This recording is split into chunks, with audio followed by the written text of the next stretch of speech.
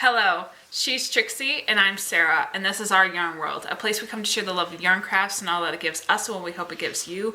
We're on episode 228 today, and we are continuing with things that we are, well, at least I know that I'm hoping to be able to sell for an upcoming art show that I need a book, but I'm making things to sell. And I want to share my ideas with you and ask if you have ever done art shows, what are some of your best sellers or even themed items, just passing it on, because not that it's a requirement, but just I'm very curious. It's been a long time since I've done an art show, and I'm trying to process things in every single money range. Like I want to have like a 5 and under section and a 5 to 10 section and a 10 to 15, 15 to 20, 20 and over, depending on the big items I bring or the detailed items I bring. I want to kind of have range so that no matter where someone's purse availability is, or whatever wallet availability at that point, if they've been walking for a while, or if they see something they actually like, or if a kid wants to come and pick something up, I have options. Right. And so I just don't know. I'm trying to be versatile, but I don't know. And I figured that we're obviously, as crafters talking to crafters, exactly, you guys might have some suggestions there. Yeah. So, well, that works. So, last week I introduced what I was making, the organizer. The hanger. And it's purple! I finished it. And oh, that's clever. I put it on a purple hanger, and I was able to make, well, last week these they were hanging, and then I made another one in the middle, and so that can fit lots of things. And so these taller ones were for pencils and pens, and these bottom ones fit Post-it notes, but you could put anything into them. And so it's finished now. That's so cool. So it's just so. See the pockets? Yeah, I saw them. I love it. I love it because I can imagine just how it's using up space in a way that I feel is sometimes not utilized.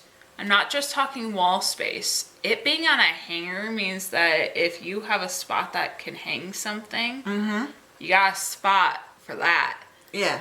I mean, I find it clever when people put hooks in specific spots where you don't even think, well, what would a hook be used down there for? And then all of a sudden they just hang their shoes, or they do something with it where I'm just like, okay. How come I didn't think of that? Okay. I feel like sometimes it's all in the it's a puzzle piece you don't even realize fits yet. Right. And I love projects like that where it's not only functional, but it's unique, and it's something that just it scratches that itch of I got something that is going to be so useful, and I can see myself using it for a long time. Right. Like I love that. And then last night I have been rolling the rest of my cotton up, so I did that the last 2 days, and then I decided what I was going to do is I was going to make some dishcloths, but with 2 strands of different colors, whatever colors I chose out of my bag, that was what it was going to be. So I started off with some of this material, this yarn, and a red and white stripe, and I put them together. Oh, I like that. And it's very thick and very durable and double-stranded, so it's going to last a long time. Yeah. And then I did that candy stripe, that candy sprinkle. Yeah. Candy sprinkle, and it was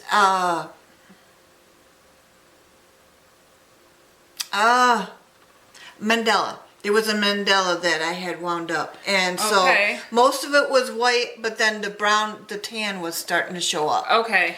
And so, and then like I told you before, the way you know it's done is it makes a perfect half, perfect triangle. Yeah. So, if you've got a couple more rows, you're gonna know it. How do you make the size? What do you chain to? I chain 16. Oh, okay. And then I just keep sizing it until it makes a perfect triangle. Okay. I don't go by rows because sometimes rows just don't seem to work for me. I know I'm done when it makes that triangle. That's fine. And you know, it's fair because I feel like, and this is not it wouldn't work the same with her because she has a tighter gauge than I do. So if I told her rows, it wouldn't work for her. Well, there's not only that, but I feel like different crafters process what is finished differently, and it's not just the fact of, oh, it needs to be written down as a pattern as much as like the functionality of how it feels finished in your brain, because and maybe that will be best explained with like these, what I'm about to share. Right. Kind of the way I size it is it fits my hand. There's that too. Yeah, that makes sense too because it is a washcloth, so it needs to have somewhat. It's a dishcloth. Yeah. Yeah, but it's a yeah. You could use it as a washcloth too, but I probably will be using it for my dishes. We use ours for washcloths. Yes. It's just perfect sizes for the kids' hands and stuff. Yeah. The reason why I bring it up is because I feel like when you're working on a pattern that requires a lot of personal adjustments or personal like the way it's finished is based off of your own personal I have words, I promise. Preferences. Yes. You have an ultimate goal in mind. You have something that this is supposed to serve. You know what it looks like in your head, and there's a way that you want to accomplish it. And sometimes I feel like we forget the basics of geometry when it comes to crochet. Right. I look at crocheting and just be mine. You know, like there's people that do like the 3D pens. Yeah. Or like even popsicle sticks, doing the whole popsicle stick crafts, right? You're working with shapes in a 3-dimensional space. Yes. In a lot of ways, crocheting is like a 3D printer, because 3D printers do one row at a time from bottom up, right?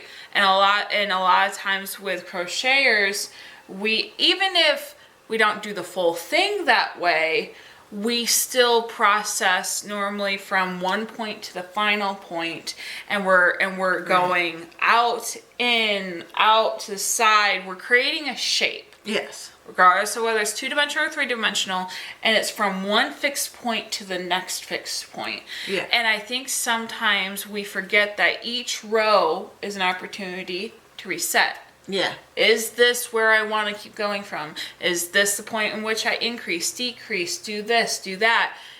A lot of people that crochet start off learning patterns, and then they just are satisfied with having a pattern, yarn, and a hook. Nothing wrong with that, because if that's how the hobby empowers your life, feeds you, feeds your soul, feeds your creativity, no problem. But for people that have a desire to have the hobby be flexible enough to go outside of that and wants to create things that create sustainable uses, like with dishcloths, washcloths, organizers, clothes, however it is, blankets, there's a level of being able to learn how to know the basics Whether it's something like, okay, I know how to make this basic shape, or I know how to Right. make this basic thing, or I know my gauge, like you. Right. Like you have perfected knowing that you have a looser gauge, so you use a certain amount of yarn so that it still creates a thicker fabric at the end. Right. Like it's just... And I forgot to say, I did chain 16. I used a 5mm hook with 2 strands, and I normally don't do so that. That is even thicker for you. And I did a half double crochet, so it's going to be a tight weave, but that's what you want for your dishes. Yeah, I just know that. I guess I bring this up because growing up, I was I not the oddball, but for a lot of other seniored crafters, they normally had learned from a loved one who was teaching them how to make something, and then the biggest thing ended up turning into learning how to read patterns that allowed them to continue on. Yeah. But then that became a major crutch where that's all they did was they followed a pattern. The only time I would notice that people would kind of branch out is if they did something with granny squares. Right. But I really feel like that had more to do with I just need this many granny squares, and I already know how to make a granny square, so I'll just get enough yarn to personalize that portion, but then you look at the pattern to figure out how to put the granny squares together. Yeah. Again, there's nothing wrong with that, but just more of growing up, I didn't understand the patterns. So when I learned how to do the basic stitches, I just went from there to figure out how I could make things all the time. And so it created a different relationship with the projects and with the hobby. Right. And I feel like sometimes it makes me really sad when I see people that don't try it, at least once or twice. Right. I learned how to read patterns, and now I'm just as addicted to that as figuring things out on my own. Yeah. Like, I did have to learn, and I love that I learned. It has it's opened up a completely different world, because then you can see other people's creativity and share that experience with someone you don't even know, because they figured something out, and it's so cool. I love that. My grandma, my maternal grandma and her great-grandma, on practically her deathbed, said, Sarah, please learn patterns. You know how to do things on your own, but you really need to know how to do this. And she gave her all of her crochet and knitting and yeah, all of that. All of her books and her yarn and all of her hooks and needles. Yeah. She had this deep love for creating doll outfits, like intricate doll outfits. I'm talking down to the bloomers and the purses and the hats, the socks. It was Victorian style, right? So you have like the stockings, then you have all the petticoats and the outer skirts and all the layers and the corsets and everything was intricately sewn together and then placed on top of one another, and they were heavy. Yeah, she crocheted it all, didn't she? Yeah, and it's amazing, and I love it. Love it. I think that's why I enjoy the 60s and 70s style crochet so much, because growing up with my grandmothers, when I would go to their houses, that seemed to be the era in which they fell in love with it, and you can tell by the patterns that they use and the colors. Yes, I fell in love with that so much. Yeah, I wanted my own modern version for me when I was adapting it to my style, but I remembered there was a sense of I'm at grandma's house because I had this feeling, the yarn felt different, the way that it popped off, and I still, there's a lot of blankets that when my mom creates her scrappy blankets, if she knows it looks a certain way, specifically that shaggy, like, rug, anything with dark earthy tones like rustic greens with like coppery orange and stuff like that, she knows I'm gonna want it because it reminds me of those blankets that used to be in the rooms. Yeah. Or the throw pillows that Grandma would make. Oh, or yeah. all these, and it's just those vibrant 70s colors. Yeah. And so whenever I find old pattern books with that stuff in it, I'm always just like, it's just so good. Because that's the thing. The craft is so adaptable. And see, these colors that you're using are exactly those colors. Listen, I justify myself by saying that this is for autumn and everyone has to like autumn. Yes. And anyone who doesn't like autumn, I'm doing Halloween for the stuff that I'm putting on my stand. And that's in like blacks and whites. So guess what? No matter your palette, you'll like it. And if you don't like the holiday, you don't have to stay. You can come another season when I have other stuff on the table. So I am, next week, you're going to love what I bring. I am almost guaranteeing you guys are going to love what I bring. I have so many crochet crafts that will be done by then. I'm so excited. I can't wait to show you what I have done. I was struggling with my gauges and my attention this week. Amazingly enough, had a lot to do with my hook size and my yarn size not matching up. And it was driving me crazy. So I fixed that, and I'm really trying to work on that. So that production of yarn crafts and thread crafts and all that sort of stuff, specifically, you'll see a actual presentation of next week for the things I'm making handmade. But last week you saw me producing a whole bunch of fabric pumpkins. I was using my sewing machine a lot for that stuff, and I actually accomplished getting them all completed. There was nothing I didn't get done. Right. Whoa. My phone had a random alarm on it. I am so sorry. I did figure out my bow dilemma for the black and white pumpkins. Okay. So what I did, because I wanted the option that anyone who bought them, that if they didn't like the bow on any of the pumpkins, that they could take it off. Right. But I didn't, it was hard to tie with that thick of a bow around the stem, like I had with the orange pumpkins. And so what I did was I used just regular needle and thread.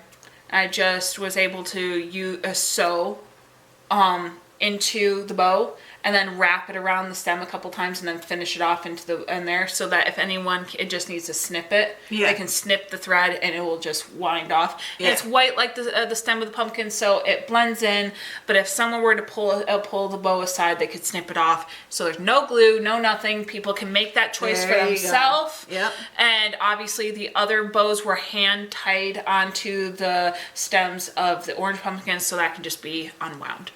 Right. So I wanted to make it versatile, because that way it depends on what those people want and want to do, and it will not offend me. I do not care. I just figured the garnish is there. Right. If they want it or not, it's not permanently attached to the pumpkins. Right. So I've been learning how to use Mod Podge and using really nice patterned napkins. So I saw on Pinterest that there was this thing where you can take an image and so if it's like on a really decorative paper napkin, or I think even with certain types of actual printer paper, it has to be a certain type. Right. You can print an image onto the paper. It can be lifted off of that paper, and you can Mod Podge it onto normally wood or some sort of ceramic or clay. It has to be a very specific sort of surface that will is like rough enough that the Mod Podge can actually adhere to. It can't. I don't think it can be super kind glossy. Like porous. Yeah, a little bit porous. But what it is I was able to find on Amazon that you can buy paper napkins with the sole purpose of kind of their prints, what they're printed for. And you can literally get napkins that are like, you can use them for their intended purpose, but even like in their caption, it'll be like for crafting and stuff too. Yeah. And I got some that were like fall or harvest themed. And I've been finding like wooden, here, I'm going to try to hide, like wooden, like, wooden things. Wow. Shapes, yeah. Crafted wooden Shapes. I guess ornaments is what they are. Maybe it's like they're supposed to be little plaques or ornaments or they're supposed to be the blank canvas of a craft and do what you will with them sort of thing. And I thought I could use those images to put them on there. And I figured out how to really do that. And so with these are supposed to kind of look like, I would say, Mom said tags. I think that they were supposed to actually look like little cutting boards originally. Yeah, that's what they... And I was able to Mod Podge and then put like a bow. And I have this jute string that I even kind of like bordered around just for some texture. I didn't bring all of them, but like here's some of the designs that I was able to make. And these are just supposed to be like ornament decorations. Then I got these ones that kind of look like mini coasters, these square ones. I did have to drill the hole for the string for these ones. Right. But these ones had a bigger surface and more uniform shape to have more bigger portraits on them than what you just saw with these ones. So unlike these ones that had unique shapes that kind of created space to do bows and stuff, these ones didn't. But I feel like the simplicity of these works in the advantage because you're able to just, and these are supposed to be ornaments too, but they're just, it shows the image so crisply. Yeah. Hopefully that sounded correct. Yeah. And I just did different... The cutie pie. And these aren't all of them. I just grabbed a couple. I just was trying to show off like the idea of what I was making. This one. I love this one. It has a little cow. And so, and I've been making these like nonstop. But then I got little round discs and wood. And I decided that I would try them in making keychains. Same style. I'm just finding what feels like the right, utilizing the shape of the wood. And fussy cutting the napkins. Yep. And then I peel the napkins and then I Mod Podge onto them. And then when they're dry, I complete the craft with the chain or the jute string or whatever. The cuts into the wood have to be done first, no matter what. Luckily, that wasn't a problem. These were pre-cut when I bought them. These ones I had to cut myself. And then obviously these ones already had this little hole in the top. But just to finish off when I'm showing off, here's this one. And like I said, I just kind of got these moments in that felt like they were sharing something. And I feel like I captured some really fun moments. Like this one looks like it's supposed to be like an autumn picnic. It's nice. I'm hoping it captures the attention of some people. Like I said, I'm trying to, and I have this really cool keychain hanger that spins that I'm putting all this on, and I'm trying to make it seem cohesive. And the way that I'm going to be doing it is, and maybe tell me what you think. What I'm thinking is $3 for one or 2 for $5. So they can pick and choose. As long as it's on the keychain holder, I don't care how you do it. They don't have to be the same thing. And I will make sure that I'm acknowledging that if they get duplicates or something, or it's like an odd number, we'll still make sure the $5 is attached. These still cost money, and there's a level of the materials still costs money. And your time. My time, yes, but I'm also trying to be reasonable about, like I said, there's some things I recognize that on the table have to kind of be a bit of a sacrifice. I'm not saying that these are a sacrifice. I still enjoy making these deeply. I'm very satisfied in making these crafts. But there's a level of I'm able to make them at a certain speed. I can't with crocheted patterns. So I do have these on a smaller price, more just because I'm able to make a lot more of them quicker in the day than where a crafting pattern, it will take me a total of a day and a half to 2 days to finish just one item.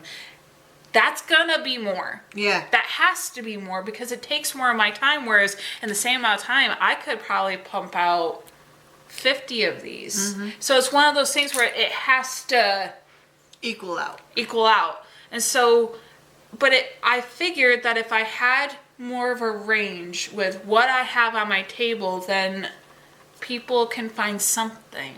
Right. But yeah, I really like these. I like the idea that I'm able to capture the harvest and fall theme while also I'm doing the whole spooky kind of cartoony Halloween-y theme. Yeah. Just because everyone has their own way of celebrating the season, and I'm not here to judge that. And I enjoy both parts of that, of the holiday. I love the season, and I love the holiday, and most of its forms, and in its innocent form. And so it's one of those, I like to partake in that. So, but yeah.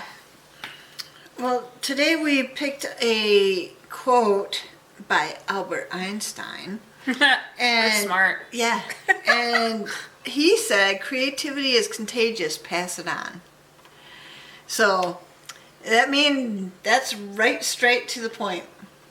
Creativity is contagious, pass it on. Mod Podging is very simple. You need a quick gift idea or party favor ideas for something. Pick up a whole bunch of wooden plaques and get some really nice napkins and just go Mod Podge. Just take the backs off the napkins. They normally are dual, so normally you have to peel lightly off the top so that you have the printed spot. Make sure that the wood is wet with the Mod Podge. Lay it down, then Mod Podge over it. Get the edges, let it lay. It normally takes about 5-10 minutes to dry. You're welcome. I did my part, Albert Einstein. I hope I did you justice. Yes. And with that, if you like this kind of video, give us a thumbs up. Comment what you're making. We like to hear those ideas. And share the video with your friends. I mean, if you know anybody who likes this kind of quirky, creative style or whatever, show them what we're making and encouraging you guys to do it too. If you know somebody, tell them about it. Yep. And subscribe. We're here. We try to do this every week. And yes, we're just a mom-daughter duo that just likes to just share our crafts so that we don't feel like we're just hanging off in the wind. But in the reality, we really do love connecting with you guys. If you guys ever feel like how do I say this? Don't ever feel like you can't share with us what you're working on.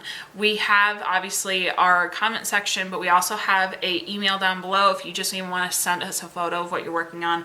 We love responding to that stuff. We love seeing what you guys are working on. Obviously you get to see what we're working on every week. We want this to be an opportunity to share ideas.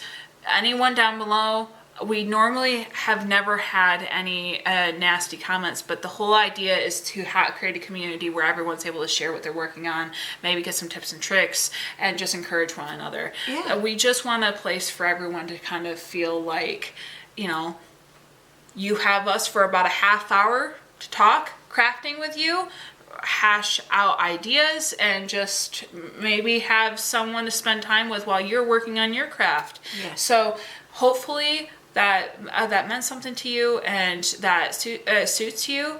But yeah, that's what we're here for. So That's right. Until next week, we hope that your projects are doing well. Until then, that you stitch your way To mental health. Bye bye.